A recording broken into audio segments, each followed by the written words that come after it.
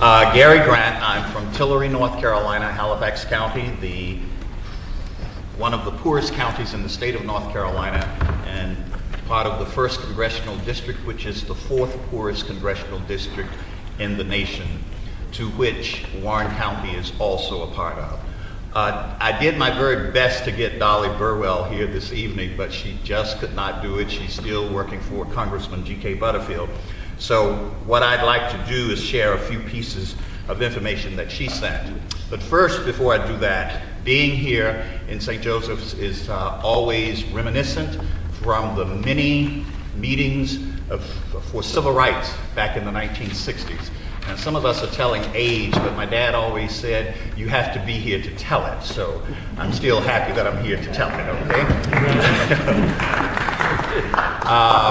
Meetings for the, demonstrating, working for civil rights and the right to eat in cafes and all. And many of us had dreams that that was going to carry us much further than where it did, because we're still in that same struggle today. And if you have been deceived to believe that we have arrived, I've got news for you, okay? The Warren County PCB landfill, these things are painful. Let's read Gary, okay. The Warren County environmental justice struggle was referred to by most local, state, and national media as the largest civil rights movement since the 1960s. It is also the place which the environmental racism was coined, and that consisted. For those of you who don't know, there was some company that was supposed to be doing away with PCBs. Y'all know what PCBs are? They are somebody help me? Poison. Cancer, poison things. You know, on the utility poles, these big boxes, these big round things that you see, well, they're filled with these little pellets. And when they wear out, they have to get rid of them.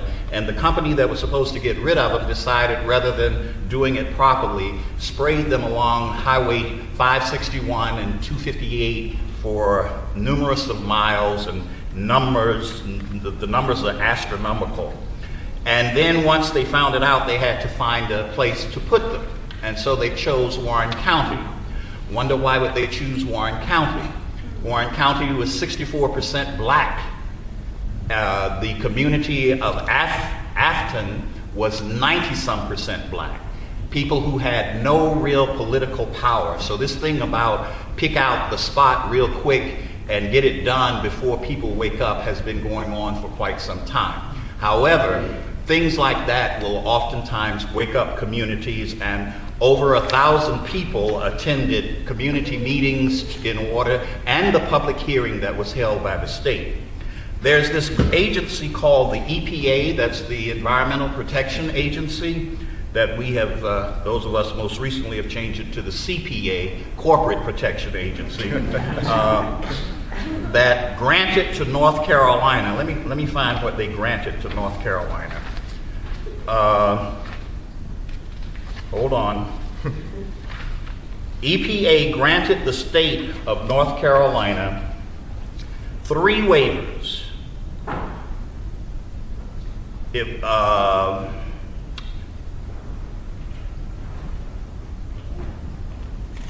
Three waivers. It's waivers requests which cleared the way for construction of the PCB landfill, even though the citizens were saying they did not want it. The citizens group convinced the County Board of Commissioners to file a federal lawsuit which sought a preliminary injunction against the construction of the landfill. The court granted the injunction. The state was directed by the court to complete a full environmental impact statement. The state decided to propose a new design which included a liner and a leach aid collection. These were the pieces that the EPA granted them. You could do it without lining, just go on in there and dig the hole and dump the stuff, okay? County government officials, over the objections of the citizens group, accepted an out-of-court settlement with the state of North Carolina, wherein the state deeded to the county 120 acres of the 150-acre site in exchange for a withdrawal of the lawsuit. Now, who do you think was on the county commissioners at that time? That's why it was okay, because we're in the neighborhood that's 90-some% black. And white friends, I love you dearly, you know that. But it was white folk who were on the county commissioners, who were making the real decisions. And that's one of the pieces I think that the civil rights movement did not really teach us at that time, about the fact that we really needed to get involved in politics and take over these counties, or become a part of the active government that's actually making the rules and regulations. People, it's okay, it's okay. People would lay down in front of the trucks in order to keep the trucks from coming in, but they did. And for those of you who don't know anything about North Carolina, this PCB landfill was completed and put there into this community, and there has been no economic growth in Warren County since 1982, when the landfill was put there. This is the kind of devastation that comes to poor, rural, black, and now aging communities across the state of North Carolina. When the impact of this community coming together, they not only began to protest this, but they also started voter registration drives. And they got enough folk on the voter registration books, and they began to elect people to the county commissioners, and within 4 to 6 years, the county board was a whole different color. And they never gave it up. They kept right on fighting, and it took them until 1994 to even get an agreement to have this clean, the PCB landfill clean. One of the stories that came out was that the leachate was leaking into the groundwater and people on well water, and the EPA was going to come in and test breast milk, but the only folk who had been notified were white pregnant women in a black neighborhood. I mean, it's all of these kinds of things that take place.